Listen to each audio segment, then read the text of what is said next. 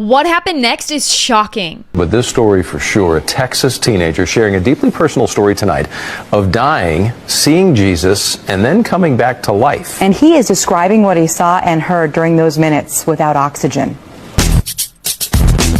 Zach Clements is a strong teenager. He's a high school football player at Victory Life Academy in Brownwood, Texas, and obviously he's got a sense of humor. By all measures, he's a healthy young man, which is why it's still a shock I was running and I had collapsed. that he dropped to the ground during PE class last week.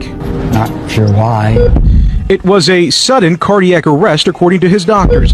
His mother was immediately called and even beat the ambulance to the emergency room. When they opened the ambulance door, he was blue, and they were on top of him doing chest compressions. Technically and medically, he was dead. And they said that I was without a heartbeat for 20 minutes. And just as hospital staff were ready to make it official, they got a pulse. He was airlifted to Cook Children's Hospital in Fort Worth and woke up days later. His recovery has been incredible, but even more mind-blowing is the story he tells of what he saw during the time many believed he had died. I saw a man that had longish kind of ruffled hair with a kind of thick beard, and it didn't take me long to realize that that was Jesus. He's describing what his family is convinced was a near-death miracle. I went up to him and he put his hand on my shoulder and told me that everything would be all right and not to worry. I was just calm and just at peace.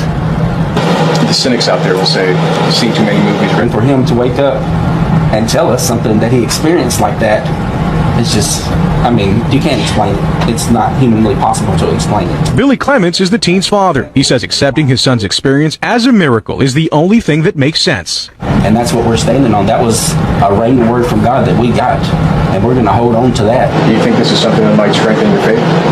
It is. I heard angels singing in the background. It may be a medical mystery for the doctors, but for this family, there's no question it was divine intervention. 20 minutes, wrap your head around that. That It's is- so tough to wrap your head around. wow.